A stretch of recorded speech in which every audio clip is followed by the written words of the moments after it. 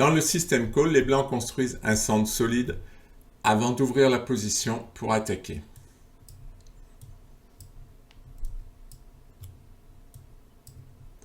E3, ils acceptent que le fou ne puisse pas jouer pour l'instant. Il trouvera un rôle actif plus tard. Fou D3, les blancs veulent attaquer sur le roc, voire sacrifier leur fou si la position s'y prête. Bon, évidemment, le pion a pris la place du cavalier, donc le cavalier doit venir en D2.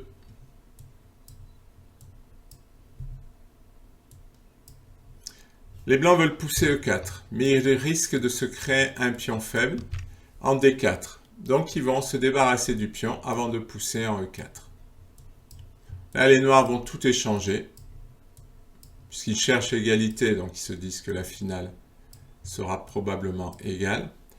Les blancs ont une majorité de pions sur l'aile dame, c'est-à-dire qu'ils ont 3 pions contre 2. L'objectif, c'est de faire avancer les pions et de créer un pion passé. Le fou et le cavalier ne sont pas très bien placés, puisqu'en avançant, les pions vont les attaquer, donc ça, c'est un avantage. Et le roi noir est loin.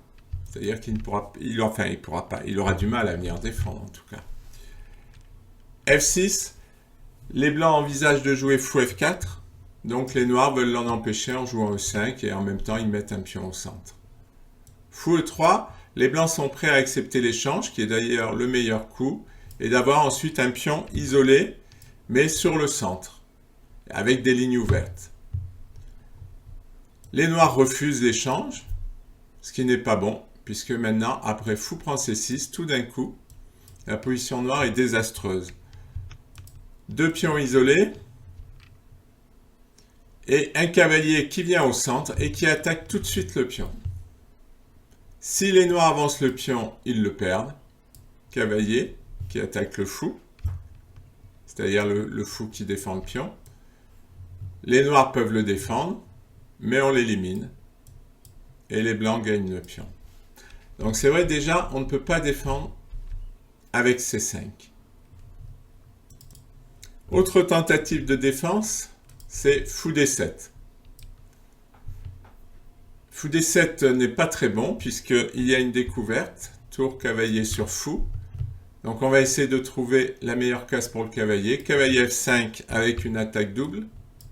Donc on force la prise du cavalier et les pions doublés. Et maintenant, tour prend D7. On rentre sur la 7e rangée et en plus on attaque le fou. Tour F7 pour défendre le fou. Maintenant, tour prend A7 ne marche pas. On va mieux comprendre pourquoi les noirs ont joué tour F7. À cause de tour prend, fou prend. Et le fou se retrouve sous une découverte, c'est-à-dire que le fou noir va bouger et la tour va attaquer le fou. Après fou A3, si les blancs prennent, eh bien, ils se retrouvent avec une structure de pion pas bonne. Pion doublé et pion isolé. On prend le fou et on va gagner le pion.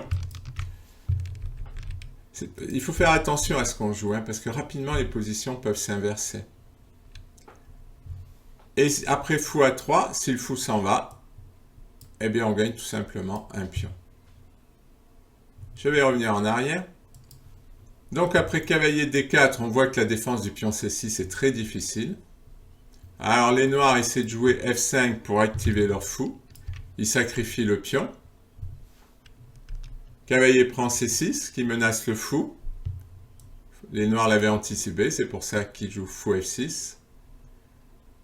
Maintenant, les blancs ont une très grande majorité, c'est-à-dire ils ont 3 pions contre 1. Alors là, ça c'est très fort parce que on risque d'avoir 2 pions passés liés, c'est-à-dire 2 pions qui ne peuvent pas être arrêtés par un autre pion et qui se protègent. Et alors pour arrêter ce genre de pion, c'est quasi impossible. Donc les blancs se disent, il faut que je joue la finale, alors ils proposent l'échange du fou. Fou B7 qui attaque le cavalier, mais après cavalier A5, les blancs gagnent un temps sur le fou, qui va être obligé de rejouer. Les noirs se disent, je le mets au centre, donc tout va bien. Mais les blancs veulent jouer la finale, et maintenant ils vont gagner plein de temps. C4 qui gagne un temps, fou E4, ils attaquent encore le fou. La tour attaque le fou, et en même temps se prépare à doubler les tours pour entrer en camp adverse, donc là c'est un gain de temps. Fou A4, un pion avance en attaquant le fou. Bon là le fou il n'est pas très bien parce qu'il empêche les tours de se protéger. Et maintenant, les pions passés vont avancer tout seuls. C5. Bon, il essaie de faire quelque chose, mais la position est perdue là quasiment. Tour C8. Tour C1. Les trois pièces blanches vont soutenir les pions et les pions vont se soutenir mutuellement. Donc la partie est perdue. Les noirs essaient de ramener la tour. B4. Tour C7. Après B5. Comment tenir cette position avec les noirs? Bien, nous avons nos tours qui sont bien placés, les pions aussi. Eh bien, il ne reste plus qu'à reconvertir ce cavalier sur de meilleures cases. Donc, cavalier C4, fou F7, cavalier D6 qui va permettre des échanges. Tour D8. Les blancs doublent les tours. A6 pour essayer de disloquer les pions, puisque si le pion prend, la tour pourra prendre. A4 qui défend, pion prend. On voit bien comment les pions avancent. Tour A7. Les blancs jouent la finale. Bon, de toute façon, les noirs n'avaient plus rien à espérer dans cette partie. Et maintenant, les pions avancent. Comment arrêter les pions? Eh bien, on ne peut pas. Tour C1, C7, avec tout simplement la menace B7, B8.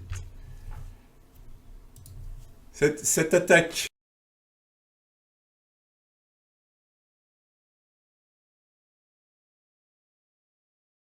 dans le système call est très intéressante à jouer et je vous la recommande.